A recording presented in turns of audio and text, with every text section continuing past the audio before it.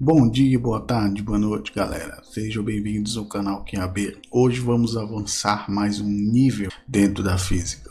Nas aulas anteriores a gente falou muito sobre aspectos principais, sobre a questão da velocidade, do tempo, da distância. Hoje a gente vai adequar tudo que a gente aprendeu para o plano cartesiano, que é a trajetória dentro das abscissas, que são os eixos. Para localizarmos um ponto material em sua trajetória, aqui a gente está falando do ponto material e a sua trajetória, só que poderíamos falar sobre a questão da posição do ponto material, atribuindo a ela um sentido positivo e demarcamos as abscissas do mesmo modo que se procede com os eixos cartesianos. Assim, a posição do ponto ficará determinada pela sua abscissa, estando no ponto P e em movimento nessa trajetória conhecida. Para cada instante haverá uma nova posição, portanto uma nova abscissa. A ideia aqui é quase a mesma coisa das anteriores. A diferença agora é que a gente vai usar os eixos X, que por enquanto é só X, porque é retilíneo, mas depois a gente vai usar os outros, o eixo Y. Aqui a diferença mais importante é que pode acontecer de ter abscissas valores negativos. A gente trabalhou muito com valores apenas positivos, então agora a gente vai trabalhar com valores também negativos. Então essa é uma das diferenças mais marcantes. Outra diferença mais marcante é aqueles tipos de movimentos doidos, vamos dizer assim. Movimento doido, deixa eu abrir aqui para vocês. Um tipo de movimento doido que você começa aqui, depois volta de novo, depois vai até o ponto final. Vai e não volta.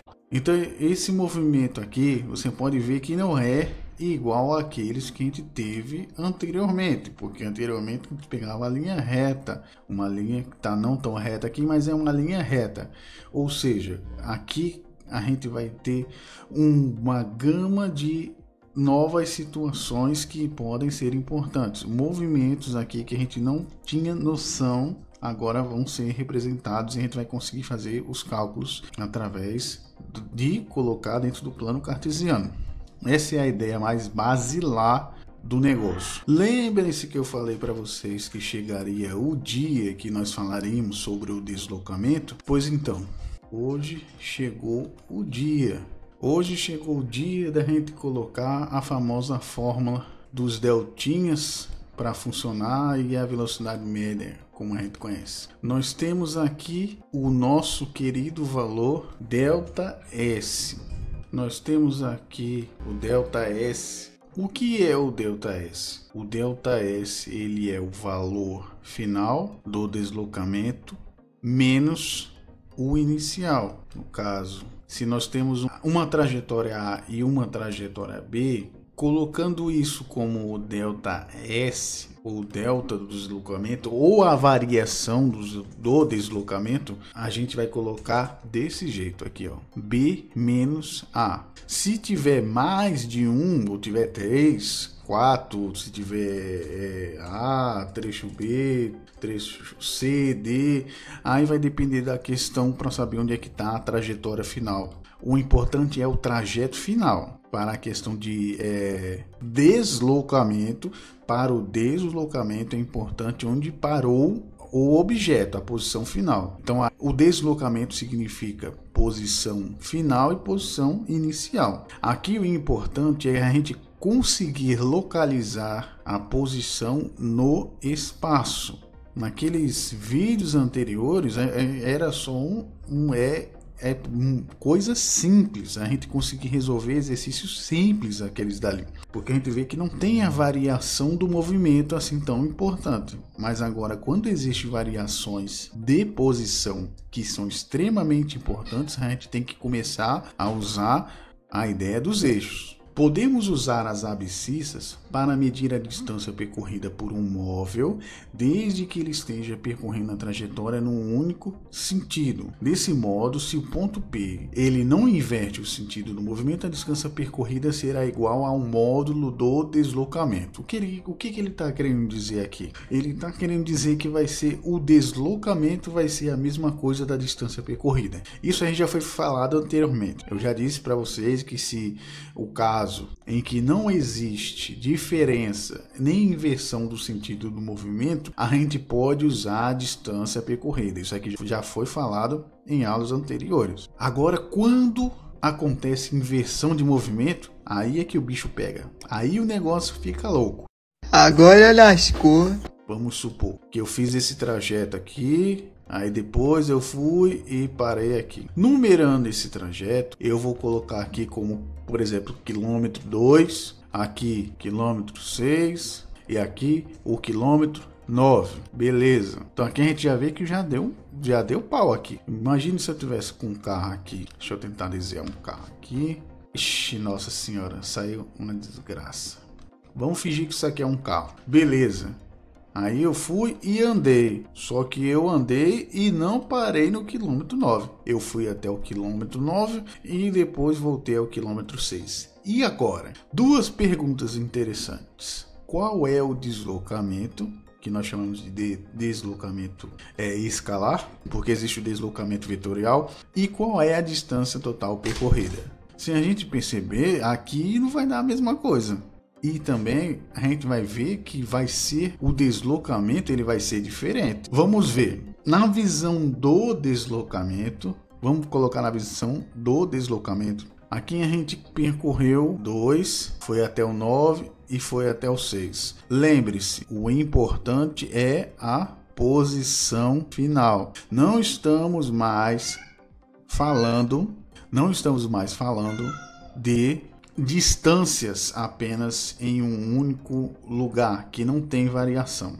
Agora a gente está falando com distâncias com variações, inclusive teve uma variação aqui que ele foi do 9 e voltou para o 6. Então não diga que ele só foi para o 6, pelo amor de Deus. O caso aqui, ele parou, o nosso carro, ele parou exatamente aqui. Então essa daqui vai ser a posição final. E quando a gente coloca em confronto a posição final com a posição inicial, que é aquela fórmula que eu mostrei para vocês, a gente vai ter a diferença de 4. Aqui não estou botando quanto que é em metros, etc, porque aqui é só conceitual.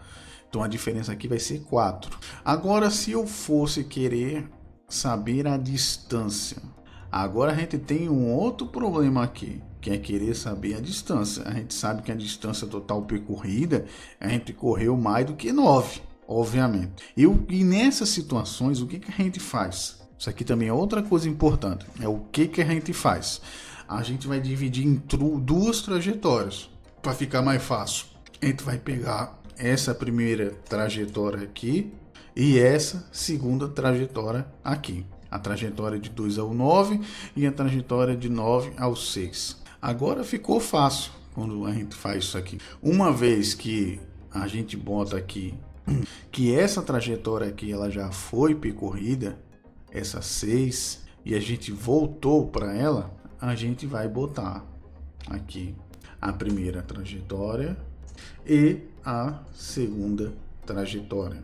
A primeira vai dar o resultado 7 e a segunda vai dar o resultado 3, totalizando 10. Ou seja, a distância percorrida será de 10. Então vocês estão conseguindo entender a ideia, basicamente, da trajetória em relação às abscissas? Aqui a gente está vendo que tem uma diferença. A distância total, quando a gente fazia os cálculos lá, era uma coisa bem simples. A gente pegava, só somava lá o que estava vindo. Aqui a gente já tem um pouco mais de um pouquinho de dificuldade. Tem um pouquinho de dificuldade porque a gente precisa analisar as trajetórias, qual é o sentido dela, se ela está invertida ou não, etc.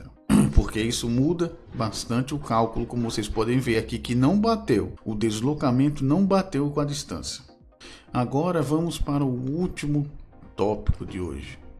A gente falou sobre o plano cartesiano, deslocamento escalar. Agora finalmente a gente vai falar sobre a velocidade média que não foi muito interessante a gente falar aqui, porque a velocidade média a gente bota todos os deltas. Ou seja, velocidade média de verdade, sem ser aquela velocidade escalar que a gente estava fazendo lá, que era bem tranquilo, a gente não estava usando o deslocamento. Ou seja, velocidade média se tira com delta S sobre o delta T.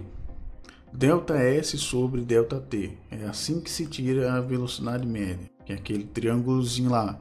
Aí o que significa esse triângulozinho? Vou falar de novo. O triângulozinho significa a posição final menos a posição inicial. É para isso que serve. Então, ou seja, a gente na velocidade média, a gente vai pegar a posição final menos a posição inicial e dividir pela posição final do tempo menos a posição inicial do tempo. Isso que é a velocidade média. Isso aqui é só o básico mesmo, porque é mais fácil fazendo exercício, essas coisas. E por hoje é só, galera. Espero que vocês tenham gostado do vídeo e até a próxima.